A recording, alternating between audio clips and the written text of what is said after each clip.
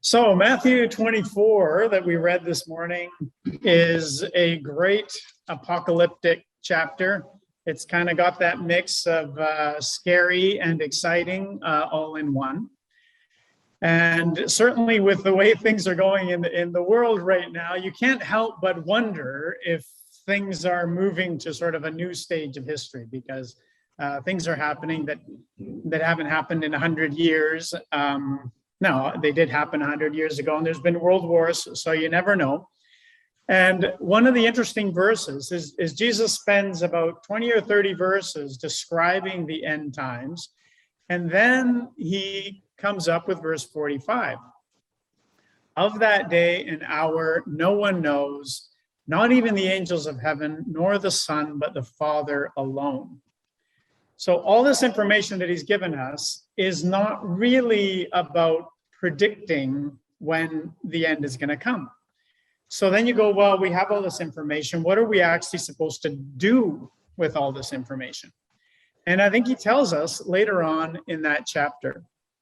It says, "Who then is the faithful and sensible slave whom his master put in charge of his household to give them their food at the proper time?" So this is what we're supposed to be doing as the end is coming. So the question is, are we feeding God's household, or are we feeding ourselves? While we wait for the end to come, while we watch the signs of the times, are we feeding God's household, or are we feeding ourselves? Now, Brother Tim talked about this last week, where he talked about the shepherd, right? The image of Jesus as a shepherd. And we know that when Jesus was talking to Peter after the resurrection, Jesus said to him, "Feed my sheep," right? This is your mission. This is your job now, right? Feed my sheep. That's what we're supposed to be doing. But a lot of time we end up doing something more like this, right? Sitting on the couch, staring at the screen, clicking through the channels, staring at our phone. And so why are we doing this? Why are we putting our time into this part of life instead of the other part of life? And there's an interesting idea. I don't know if any of you guys remember Pink Floyd and that song, I Have Become Comfortably Numb. There's a writer, Brene Brown. She's put out a number of really good books, and she talks about this habit we have of numbing, where we do things that just kind of put us in our little cocoon and make us feel comfortable and kind of close out the outside world. And as you guys are probably aware, there's right now an opioid epidemic. In the Victoria area, more people are dying of opioid overdose than are actually dying of COVID, despite all our anxiety around COVID. And Dr. Bonnie Henry made an interesting point. She said, we don't have an opioid epidemic, we have a pain epidemic. So we have a whole sort of generation that is in so much pain, and they're facing their pain through the use of all these substances to dull the sensation of life. And what Brene Brown says is this other stuff that we do, sitting in front of the TV, staring at our phones, it's actually a cousin to this same phenomenon, right? There's uncomfortable things that you should be doing in life. There's problems you should be facing, but they're hard and they're painful, and they create a lot of stress for you. So you're doing something else instead. You're distracting yourself. And the something else might not be sitting on the couch watching TV, right? It might be exercise. Maybe you're training for a marathon, right? It might be gardening, right? In fact, Brother Nick mentioned this a few exhortations ago. Martha and Mary, the Lord answered her and said to her, "Martha, Martha, you are worried and bothered about so many things." So Martha was very busy.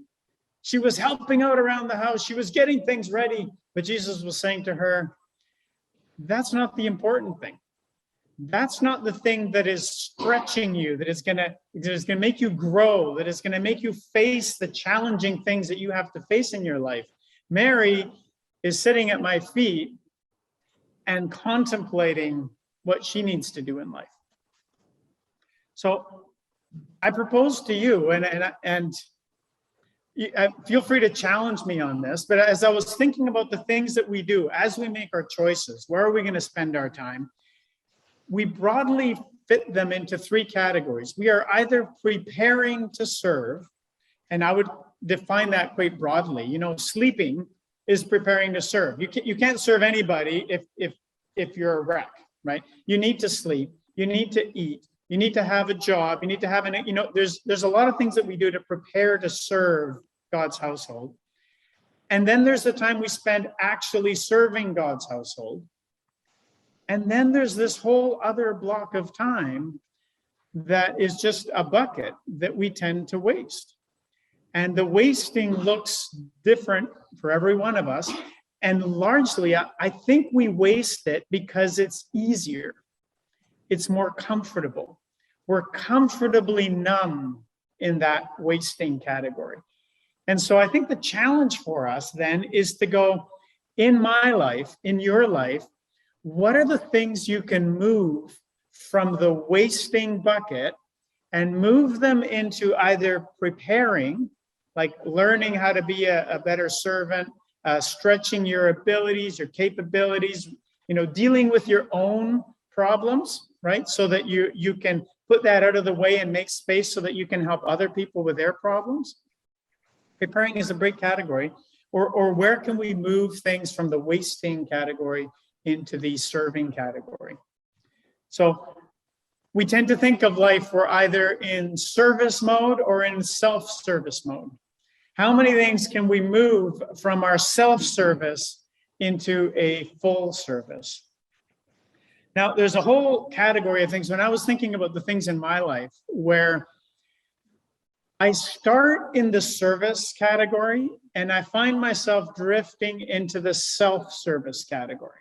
So work, while I need to work, right? I need to feed my family. I need to keep a roof over my head. I need, those are things that are acts of service in a certain way. But can I push it too far? If I'm staying up late at night, learning the latest newfangled technology because I want to impress people, or because I want to, make even more money to spend on myself instead of serving my family or my community. I follow the news. And I think that's healthy at a certain point to know what's going on. But when it's 10:30 at night and you're scrolling through another news article and another thing that happened in South America and another thing going on in the Ukraine, at what point in time is that just numbing? Like, is that helping anybody? Is that helping me? Is that helping anybody else? Or am I just wasting time, right? Outrage. Again, the news often leads to outrage. I can't believe what the politicians are doing. I can't believe what this government or that government or this policy. It's so ridiculous. It's so frustrating. And honestly, I think a little bit of that is good because it reminds us that the biblical system is better than the human system. But at some point, am I just entertaining myself, right? Am I just feeling self-righteous by criticizing the people who are trying to run things? At what point does outrage become a numbing thing? The pandemic. Again, I spent a lot of hours, what is the trend of the pandemic in California? How's it going in Europe right now? Well, what is the research on the 2 doses versus 3 doses? What about these rare side effects? What are the statistics? Again, there's some value in understanding the pandemic and understanding the situation. At some point, it becomes almost a hobby, right? To know all these factors. It's not going to change what I'm going to do this week, right? The usefulness has moved on. Now I'm just entertaining myself. Social life, friends. We all need friends. We need a social support system. That's good, right? There's a preparing, there's a filling the void in our life. But at some point it becomes a distraction. Games, I like to play video games, right? At what point in time is that a needed break And at what point in time is that selfish? You see where I'm going with this, right? This is a long list, and this is not a comprehensive list. If you build a list in your life, there's all kinds of things that you do which have some value, but it's also pretty easy to turn them into self-indulgent. Shopping, we've got to buy things, but sometimes shopping becomes a sport, right? It becomes it's an end in and of itself. Cleaning, cleaning, but why does everything have to be clean? At some point, how tidy do things have to be? Bible study. I wish this was more my problem, but I know for some people it is. They can spend a tremendous amount of time studying the Bible. But what for? Like, what's the point of studying the Bible, right? We spend so much time in preparing. We go from preparing to wasting, and we miss the serving thing, right? The whole point of learning this message is so that we can bring value from God into other people's lives. So the problem is, I think, that it's a shades of gray, right? It's a gray area. At one extreme, we can easily tell when we're being selfish. And on another extreme, we can easily tell when we're doing what needs to be done. But there's a really big space in the middle where you have to ask ourselves, is this thing that I'm doing really serving God's household? Am I feeding God's household? And for what it's worth, I define God's household very, very widely. Like, it starts with your own family, and then there's the ecclesial family, and then there's the community that surrounds our ecclesial family, and then there's, the community at large. There's all different ways to serve. Are we serving them, or are we serving ourselves? I don't know if you people have heard this saying, right? That, well, when the masks come down on the airplane, you got to put your own mask on first. And so there's that, take care of yourself first before taking care of other people. But the thing to consider about this graphic is that they're saying, look, you take 7 seconds to put your own mask on. And the reason you put your own mask on first is so that you can immediately turn around and start helping other people with their masks, right? This isn't just about, I'm going to put on my mask and I'm going to be safe, and that's the end of the story. The purpose is to put our own mask on as fast as possible and immediately switch to helping other people with their masks. This is another quote I came across recently, which it really has been helpful for me. A ship in harbor is safe, but that is not what ships are built for, right? So this is what do we do with preparing? There's all kinds of things you can do to make your ship fantastic, to make your home fantastic, right? To make your food fantastic. But what's it all for? To make your health, right? You want to be healthy. But what for? What's the point of being healthy if you live in a bubble and you're doing nothing for God with the health that you've been given? A ship in the harbor is safe, but that is not what ships are built for. Notice the word safe, right?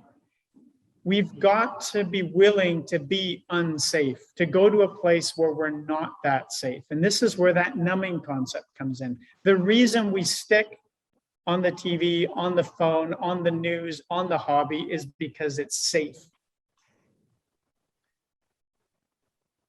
Now back to Matthew 24. As in those days before the flood, they were eating and drinking, marrying and giving in marriage until the day that Noah entered the ark. And they did not understand until the flood came and took them all away.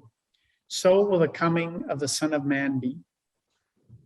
They're eating and drinking, marrying and giving in marriage. Terrible.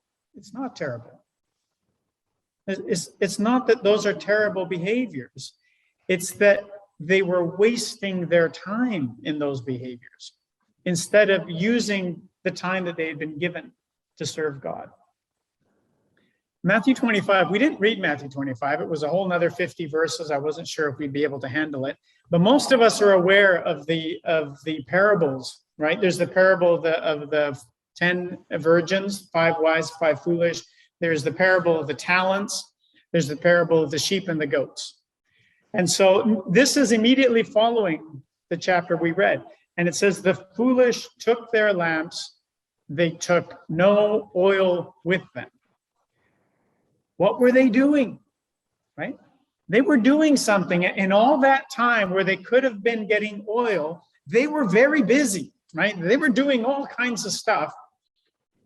It just wasn't the stuff that they needed to be doing. He who received the 1 talent went away, dug a hole in the ground, and hid his master's money. Okay. And then what? What did he do with the rest of his time? Did he go to the gym? Did he play a video game? Did he watch football? Did he plant a really great garden? Did he grow the best grapes you've ever seen? We don't know, right? He had all kinds of time to do a lot of interesting things in that time.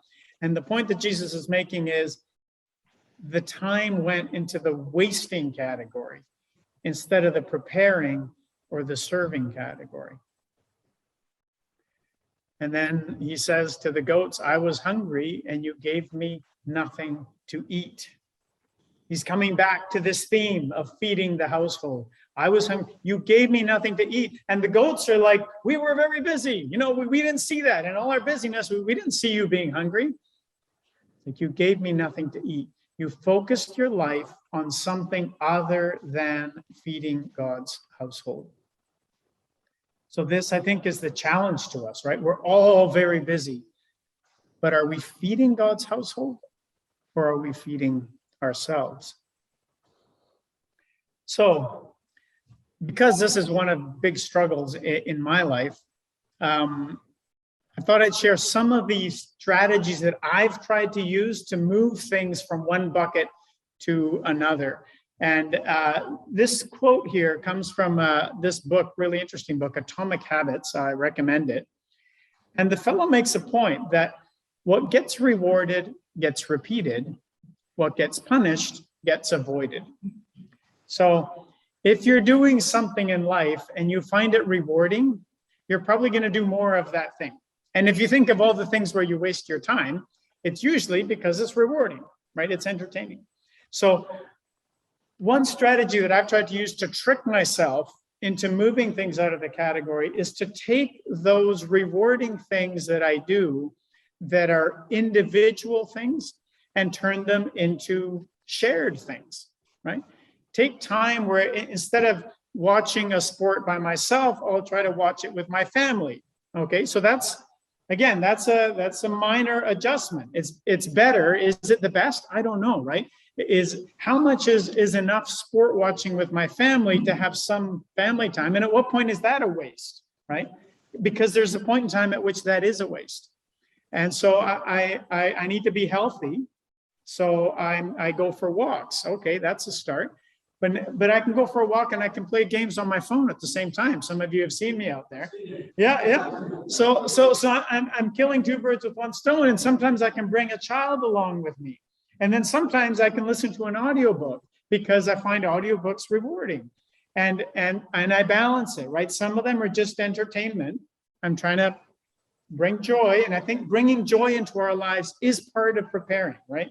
We need to be a joyful people.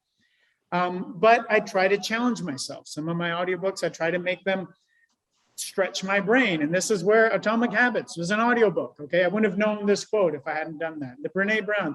So it's very hard. If we just try to jump into service in a way that we hate, we are not going to be able to sustain it, right? It's a search pattern in your life.